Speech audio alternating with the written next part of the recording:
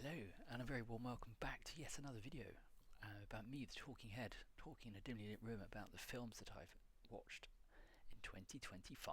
So, carrying this train on, we're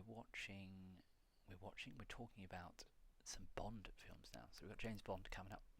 So, last year I watched a few Bond films. I watched 3 to be more specific. So the first 2 I've got facing off here. We've got Pierce Brosnan's debut versus Daniel Craig's debut, both directed by Martin Campbell, as I learnt last year, both with the same director, GoldenEye and Casino Royale. Interesting. GoldenEye 95 was the film, so the game was 97, as I've recently learned, because I've just recently replayed the game as well. So the whole GoldenEye era, so I was born in 92, but by 97, 98 must have been around then. Around release, I was already mad on Bond by then, I think. I didn't have the N64, but a friend did, and I remember being obsessed with Bond. We had all the Pierce Brosnan films coming out quite quick. Fast and Furious, I'm sure we had 95, GoldenEye, 97, Tomorrow Never Dies, 99, What Was Not Enough, and then maybe 2002, Die Another Day.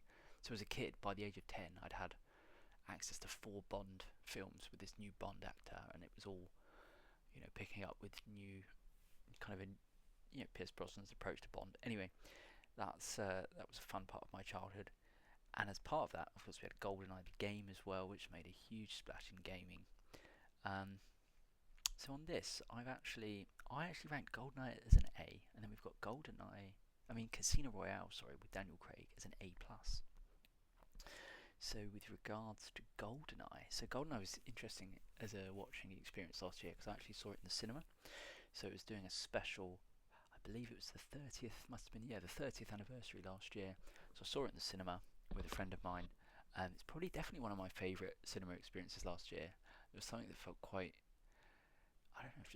cool about going to see GoldenEye in the cinema, because I think I've got such an attachment to the idea of GoldenEye, both through the film and the game, and it having such a profound impact on me when I was young, that seeing this in the cinema was quite a charming experience. I haven't done a video or planned for a video of all of the movies I've seen in 25 in the cinema and which ones I enjoyed the most, but this would definitely be quite high up there. So also Martin Campbell directed. We've got Casino Royale. In terms of the contrast between the two, so Casino Royale, to carry on down that tangent, you got that opening scene where he's in the bathroom just beating the hell out of someone, and then he's chasing someone up on the construction. A lot grittier. The Pierce Brosnan, the GoldenEye was a lot more.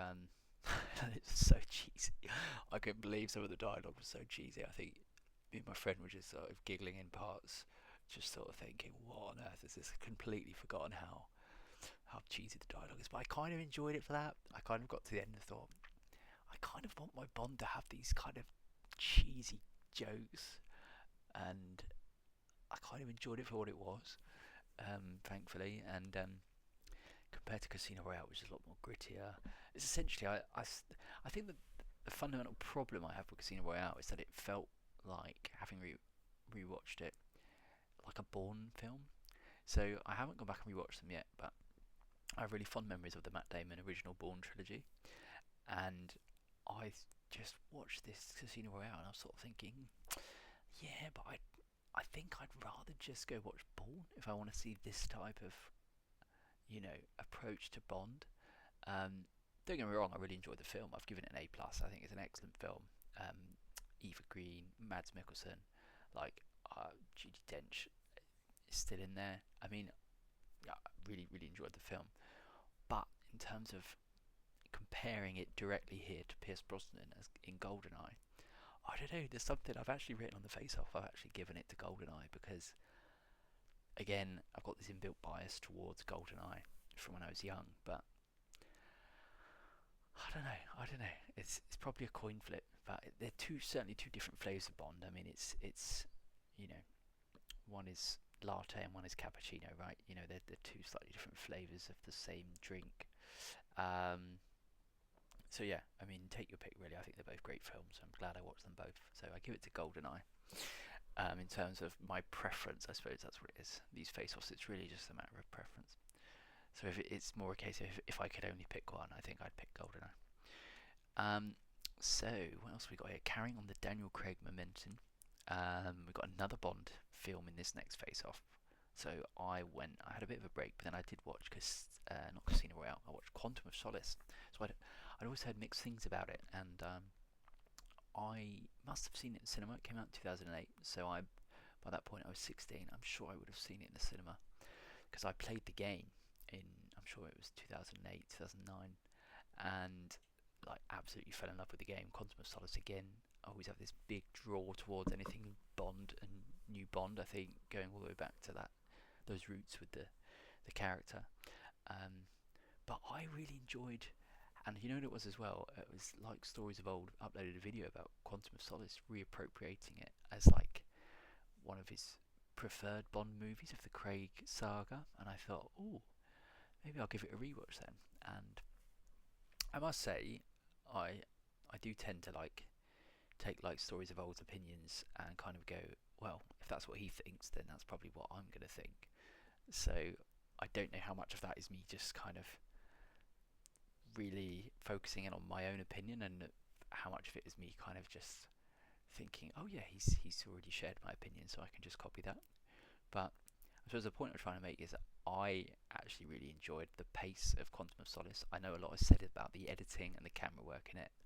Don't get me wrong. If you go from Casino Royale straight into Quantum, it's going to be a bit of a shock to the system.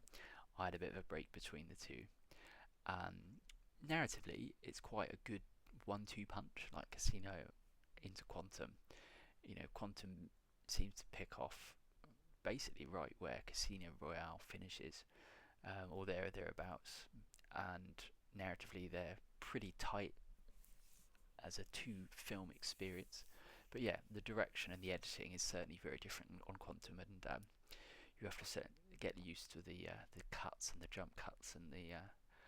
But I just enjoyed it. I just thought, in terms of an aggressive, really, if you want to hear more about what I'm trying to get at here, watch the video from Like Stories of Old on his second channel, which is Like Stories Untold, where he ranks the Bond films.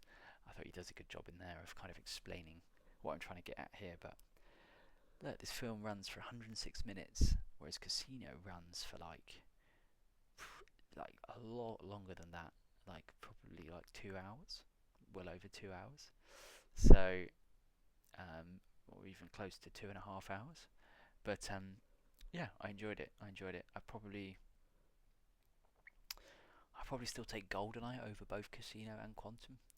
But again, there's a lot of nostalgia in there. It's all just a matter of preference. But I enjoyed my time with Quantum.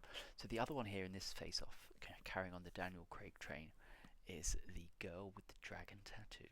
The Girl with the Dragon Tattoo. So this one's rated 18, and I can see why. This one, I believe, was directed by David Finch, someone who I'm coming to appreciate as a director more and more every time I watch one of his pictures. He's this film is very, very good.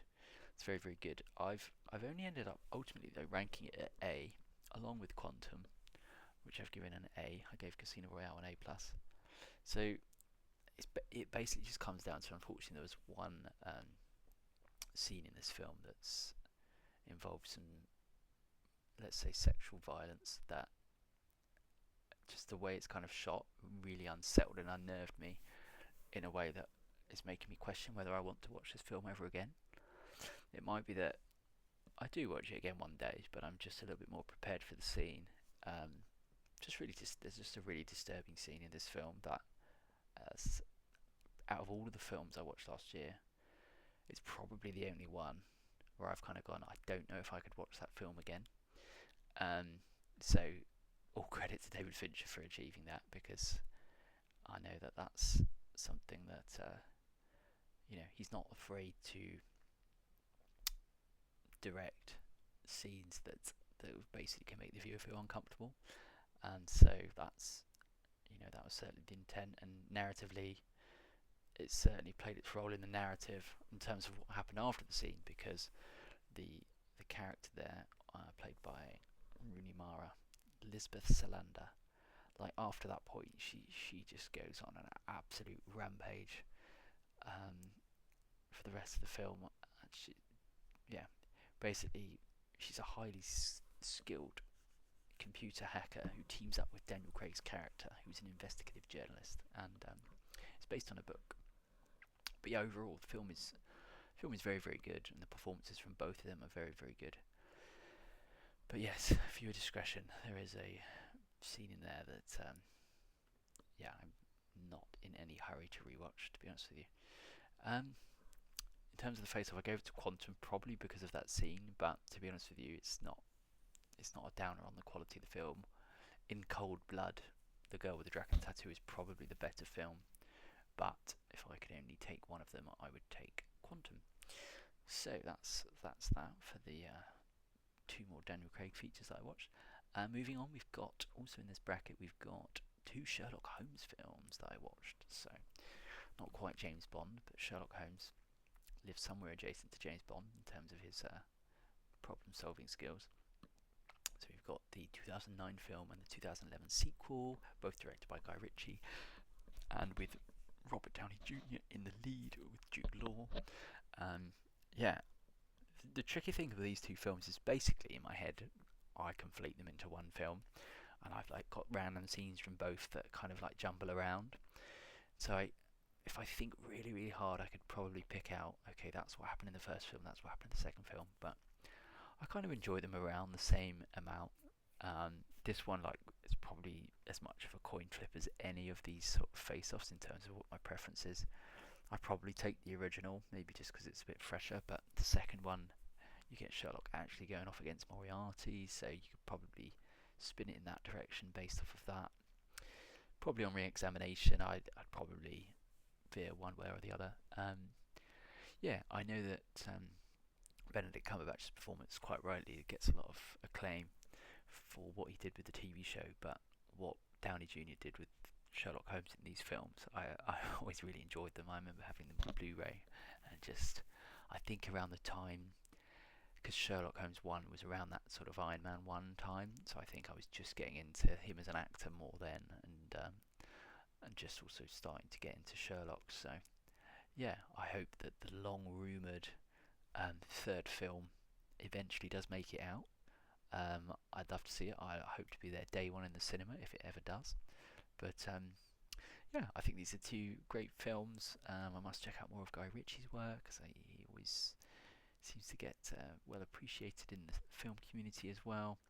And yeah, I just had a great time with basically all of the films in this video. All of the films in the last few as well, because we're into the A bracket now. We're just basically only talking about what I see to be as good films. So yeah, had a good time with Sherlock, had a good time with Bond, and with that being said, I'm just going to wrap this video up. We've done 6 films in this video, so we will move on to the next one. Thank you for listening, thank you for watching, and I hope to see you in one of the future episodes. Bye for now.